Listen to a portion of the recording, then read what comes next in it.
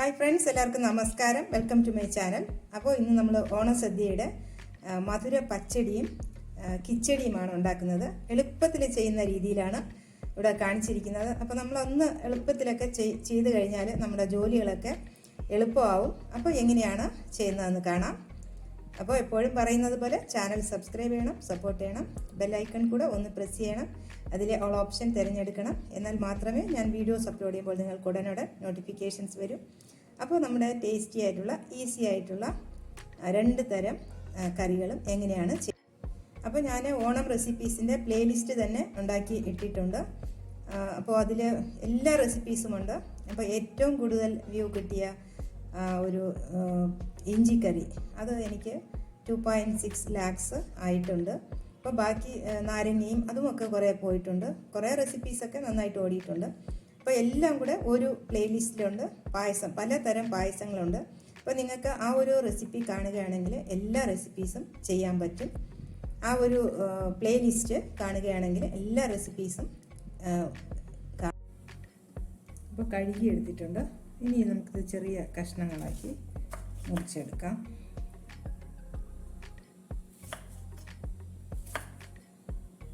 അപ്പോൾ ഓണസദ്യക്ക് നമ്മൾ കുറച്ച് ജോലികളൊക്കെ നമ്മൾ നേരത്തെ ചെയ്തു വെച്ചാൽ നമുക്ക് അന്ന് എല്ലാം കൂടെ ഒന്നിച്ച് ചെയ്യുന്ന ഒരു കഷ്ടപ്പാട് ഉണ്ടാവില്ല. അപ്പോൾ തേങ്ങയൊക്കെ നേരത്തെ ചിരകി വയ്ക്കാം, ഫ്രിഡ്ജിൽ വെച്ചാൽ മതി. പിന്നെ അച്ചാറുകളൊക്കെ നമുക്ക് നേരത്തെ ഉണ്ടാക്കി വയ്ക്കാം. നമ്മൾ പരിപ്പിനുള്ള പയർ അതൊക്കെ നേരത്തെ വറുത്ത് വയ്ക്കാം. പായസത്തിന് വേണമെങ്കിലും തലേ ദിവസം വരട്ടി വയ്ക്കാം. തലേ ദിവസമോ 1-2 ദിവസം മുമ്പേ, ചക്കയൊക്കെ ആണെങ്കിൽ മാസങ്ങൾ മുമ്പ് തന്നെ വരട്ടി വയ്ക്കാം. അപ്പോൾ വേറെ നമ്മൾ അടയോ പരിപ്പ് കടല അങ്ങനെയുള്ളതൊക്കെ ആണെങ്കിൽ നമ്മൾ തലേ ദിവസമോ തലയ്ക്ക് തലേ ദിവസമോ അതൊക്കെ റെഡിയാക്കി വയ്ക്കും. അപ്പോൾ ഞാനിത് ഒരു ചട്ടിയിൽ ചെറിയ പീസുകളായി മുറിച്ച് എടുത്തു. ഇനി നമുക്ക് വെള്ളം ചേർത്ത് കൊടുക്കാം.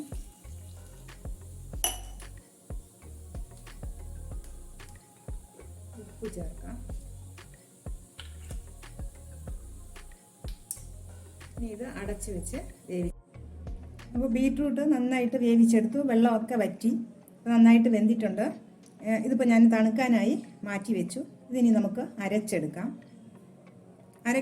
അരയ്ക്കാൻ ബുദ്ധിമുട്ടാണെങ്കിൽ ഒരല്പം തൈരോ വെള്ളമോ എന്തെങ്കിലും ഒരല്പം ചേർത്ത് ഒരുപാട് വെള്ളമാകാതെ അരച്ചെടുക്കാം. 1 മുറി തേങ്ങ ചിരകിയെടുത്ത് ഇതിന് തൈര് ചേർത്ത് അരച്ചെടുക്കണം. ഇപ്പോൾ നമ്മൾ 2 ഐറ്റം ഉണ്ടാക്കുന്നുണ്ട്.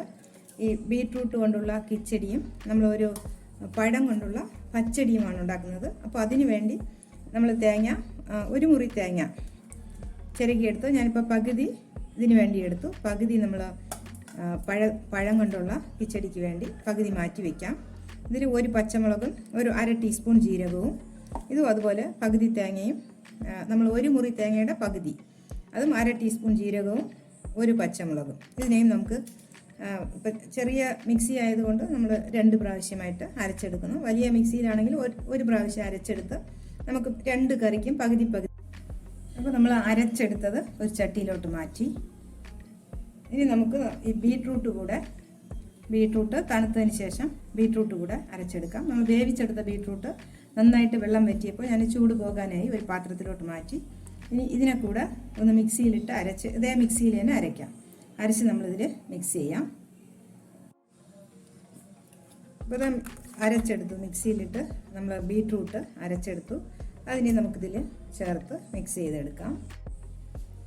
ഒരല്പം തൈര്, ഒരല്പം വെള്ളവും കൂടെ ചേർത്തു. നമ്മൾ ഒരുപാട് വെള്ളം ആകരുത്, നമ്മൾ ഇലയിൽ വിളമ്പാനാണ്. അപ്പോൾ അധികം ഒലിച്ചു പോകാത്ത രീതിയിൽ ആയിരിക്കണം. അതുകൊണ്ട് വെള്ളം അധികം ചേർക്കരുത്. അപ്പോൾ നമുക്ക് ഉപ്പൊക്കെ നോക്കാം. ഞാൻ ഉപ്പിട്ടാണ് വേവിച്ചത്. ഉപ്പ് ആവശ്യത്തിനുണ്ട്. അപ്പോൾ വേണമെങ്കിൽ നമുക്ക് ചേർത്ത് കൊടുക്കാം.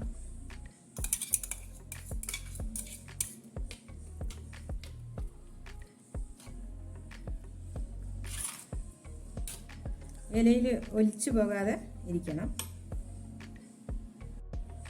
ഇനി നമുക്ക് പഴം കൊണ്ടുള്ള പച്ചടി ഉണ്ടാക്കാം.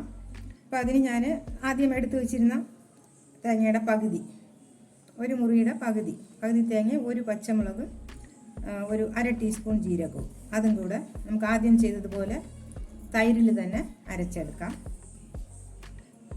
അപ്പം തേങ്ങ ചിരകുന്നതൊക്കെ വലിയ ബുദ്ധിമുട്ടണം എന്നുള്ളവർക്ക് വെറുതെ തൈര് ചേർത്തും എടുക്കാം പഴം കൊണ്ട്.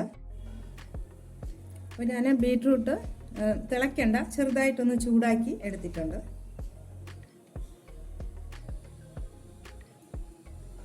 ഇത് നമുക്ക് അരച്ചെടുക്കാം.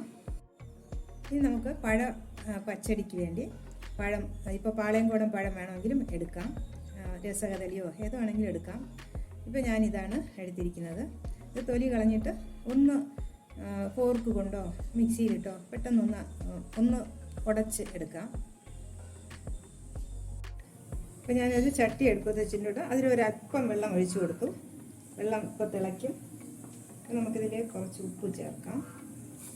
എന്നിട്ട് ഈ പഴം ഞാൻ കൈ കൊണ്ട് തന്നെ ഒന്ന് ഉടച്ചെടുത്തു. അതുകൂടെ ചേർത്ത് കൊടുക്കാം.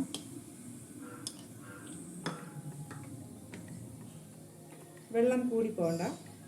എന്നിട്ട് നമുക്ക് ഒരല്പം മഞ്ഞൾപ്പൊടി ചേർക്കാം.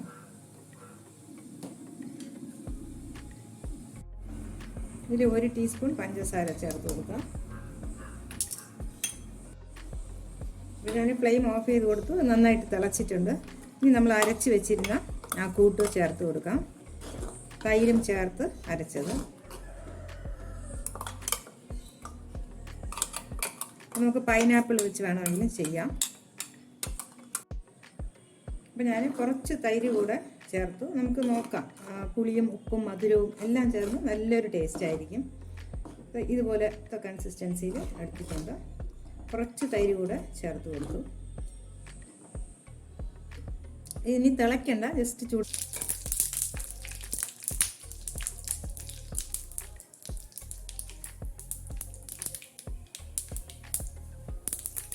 കറിവേപ്പില. അപ്പം നമുക്ക് കടുക് വറുത്തത് ഇനി ഇതിൽ രണ്ടിലുമായിട്ട് ഒഴിച്ചു കൊടുക്കാം.